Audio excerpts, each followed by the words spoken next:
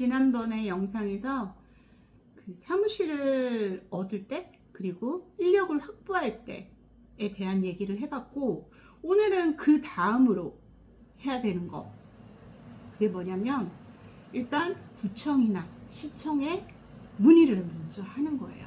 왜냐면 그 기본적인 건 똑같아요.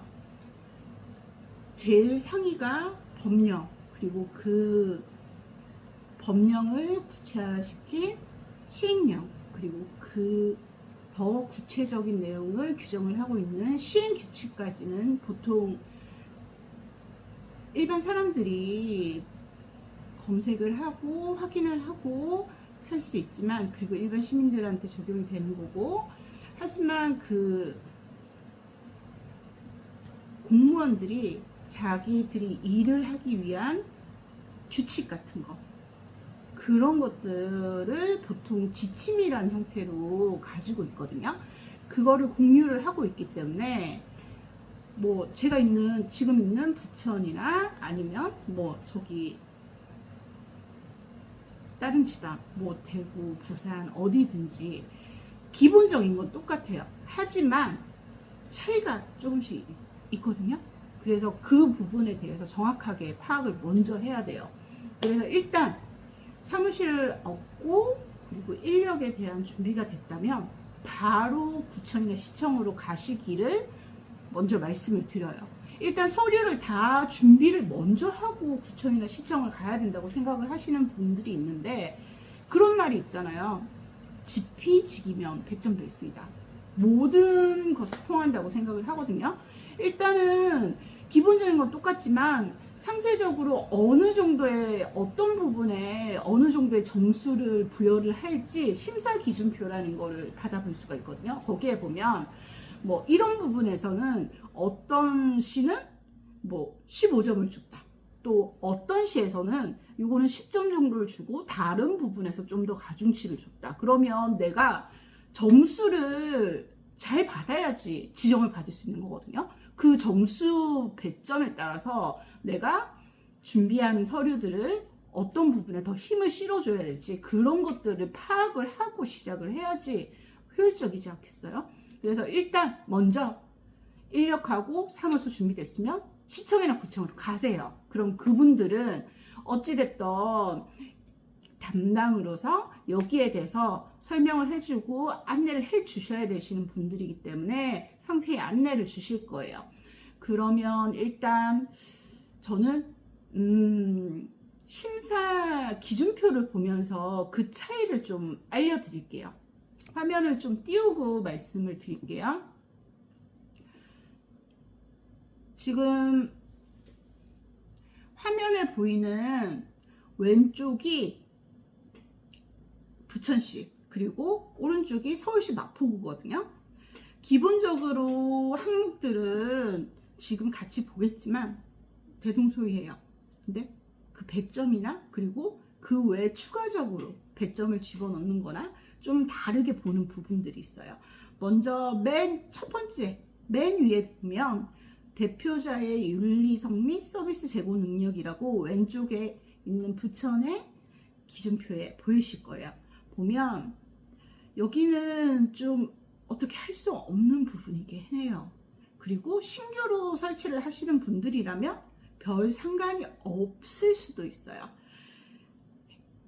어떤 내용이냐면 행정처분을 그 전에 장기요양 기간을 운영하면서 받은 적이 있는지, 그리고 내가 같이 일하시던 분이 일을 하시다가 행정처분을 받은 경우가 있는지, 아니면 내가 행정처분을 피하고 싶어, 그래서 행정처분 떨어지기 전에 폐업을 해버리고 휴업을 해버리는 거예요. 일부러 그런 데가 확 보여.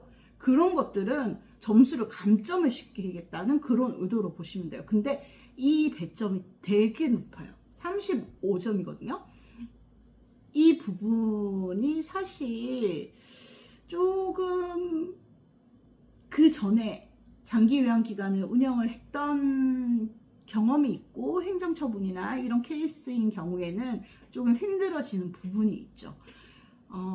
사실 실무적으로 하는 부분이지만 이런 경우에는 저희가 지금 새로 지정 설치를 받으시는 분한테는 해당이 없는 경우지만 이런 일 없으라는 법 없잖아요. 그래서 그럴 때는 내 가족이 사회복지사 자격증이 있거나 다른 자격이 된다, 그러면 그분 명의로 새로 설치를 하시는 분들이 많아요. 어찌됐든 그건 조금 사이드 얘기인 것 같고요. 이 부분에 대해서는 아직까지 신규라면 해당은 없으시니까 그냥 먹고 들어가는 거. 그리고 그 밑에 보면, 오른쪽에 보면 여기 전문성이라는 게 보이죠. 여기에 보면 장기 요양 근무 경력이 있어요.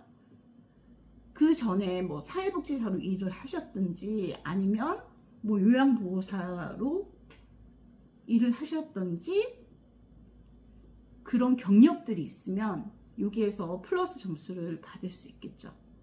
만약에 그렇지 않고 아예 장기요양 기간은 처음이야, 그러면 이 부분에서 살짝 불리해질 수가 있을 거예요. 그리고 밑으로 내려와서 보면 일단 제가 볼 때는 오른쪽이 조금 더 보기 편하게 편집되어 있는 것 같아서 오른쪽 기준으로 한번 볼게요. 그 다음으로 나와 있는 항목이 서비스 제공 계획 및 계획의 충실성 및 적정성 20점을 부여를 하고 있어요. 그리고 오른쪽으로 한번 와볼게요. 오른쪽에도 부천에서도 서비스 제공 계획의 충실성 및 적정성 똑같은 항목에서 점수가 다른 걸 보실 수 있죠. 14점, 그리고 여기는 20점. 그리고 구체적인 점수 배점도 아래에 조금씩 틀려요. 지금 보는 것처럼 서비스 제공 계획 및 계획의 충실성 및 적정성을 본다는 것은 동일해요. 하지만 이 항목에 대한 배점 틀리죠. 그리고 이걸 평가하기 위한 세부 규정들은 틀린 걸 볼 수 있으실 거예요. 이래서 구청 아니면 시청을 먼저 가라고 말씀을 드리는 거예요. 예를 들어서 예를 들어서 보이는 대로 이용자 고충 처리 계획 수립, 여기에 대해서 부천시 같은 경우는 최고 2점을 줬어요. 근데 마포구 같은 경우에는 이용자 고충 처리 계획 수립에 관한 부분을 5점까지 주고 있죠. 그러면 내가 마포구면 좀 더 이용자 고충 처리 계획에 대해서 상세하고 좀 더 설득력 있게 사업계획서를 작성을 해야 될 거예요. 이런 부분들을 파악하시라는 거예요. 그리고 그 밑에도 똑같은 방향, 똑같은 추세일 거예요. 자원관리의 체계성 및 적정성 15점을 부여를 하고 있어요. 그리고 왼쪽에 자원관리의 체계성 및 적정성 10점, 10점하고 15점 차이라는 거 보이시죠? 그리고 안에 있는 내용들도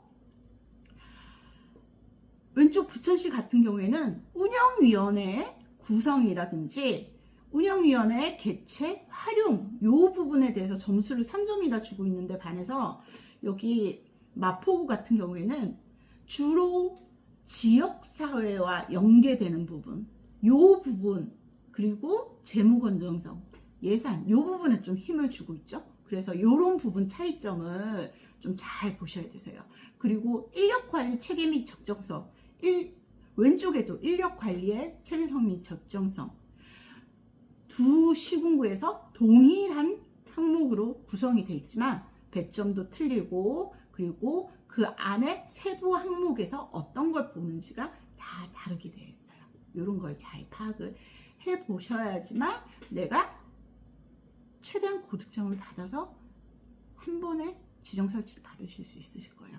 그리고 밑에 가보면 드디어 밑에는 전혀 달라요. 부천시 같은 경우에는 왼쪽 부천시 같은 경우에는 시설 관리의 안정성이라고 돼 있어요.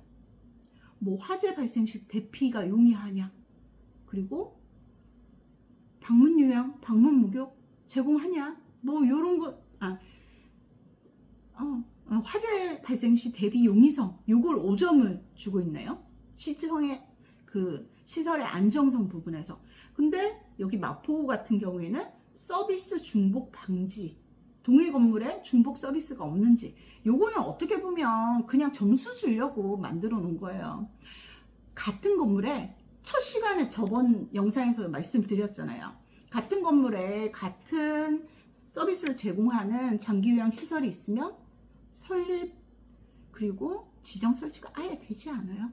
기본 요건을 넣어놨다는 건 그냥 점수를 주려고 하는 것 같아요. 마포구에는. 근데 조금 틀린 점이 있어요. 지금 위에 같이 살펴봤던 동일한 항목에 대해서 점수가 90점이 부천은 배점이 돼 있거든요. 근데 마포구 같은 경우에는 동일한 항목을 85점으로 해놨어요. 그리고 나서 여기에 하나의 항목을 더 넣어놨죠. 이런 것들이 차이가 생길 수 있어요. 일단 지금 어떤 지역에서 재가복지센터를 설립을 하고 지정 설치를 받으실지 모르겠지만 정답은 하나 있어요. 그 시청 혹은 구청에 바로 가세요. 그래서 관련 서류들 제출해야 되는 서류들도 조금씩 틀려요. 예를 들어서 오늘 그제 마포구에서 지정 설치했던 시설 같은 경우에는 당연히 사업 계획서나 운영 계획 같은 거 그리고 급여 제공 지침 이런 거 계약서 그리고 인력의 자격증 이런 건 당연히 필수니까 당연히 제출을 해야 되는 거지만 그 외의 서류들을 조금 간단하게 확인만 할 수 있는 정도로만 제출을 해도 됐고 근데 어떤 시군구 같은 경우에는 아주 구체적인 서류들을 제출을 하려고 하는 경우들이 있어요. 예를 들어서 건강보험 득실 확인서 이것도 제출하라고 하는 데가 종종 있고요. 그리고 어떤 경우에는 평면 내가 사무실을 설치하려고 하는 곳에 평면도를 제출하라는 것도 있어요. 이렇게 서류들도 틀리니까 항상 구청이나 시청에서 확인을 해보셔야 돼요. 정말 이걸 처음에 아무 생각 없이 진행을 하시다 보면 일단은 좀 들었어요. 주변에서 이거를 지정 설치를 하려면 사업계획서 작성해야 되고 운영기장이라는 것도 준비를 해야 된대. 그리고 급여 제공 지침 준비해야 된대. 그래서 내가 먼저 막 만든 거예요. 일단 이거 딴 데 보니까 이 내용이 있는 것 같아. 그리고 내가 조사해서 넣고 했는데 나중에야 이걸 접수하러 가가지고 시청이나 구청에서 이 자료를 본 거예요. 기준에 맞지 않으면 좋은 점수를 못 받겠죠. 그래서 순서를 항상 구청, 시청 먼저 가셔서 이것부터 파악을 하세요.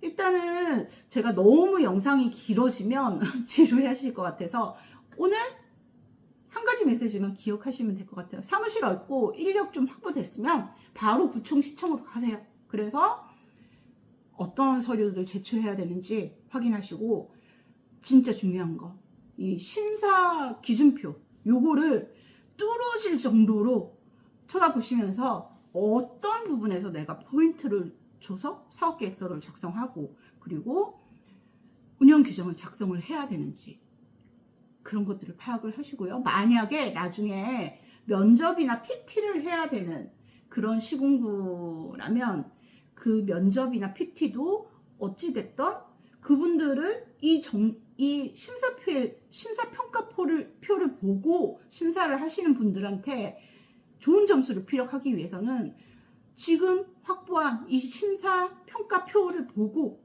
PT라든지 면접을 준비를 하셔야 되시겠죠. 우리 시험 볼 때도 똑같잖아요. 어떤 시험 범위에서 어떤 게 나온다 알면 훨씬 더 쉽겠죠. 그리고 좋은 점수 얻을 수 있겠죠. 자, 그러면 먼저 가세요. 시청이나 구청. 그럼 다음 시간에 진짜 서류에 대한 거 살펴보도록 하겠습니다. 감사합니다.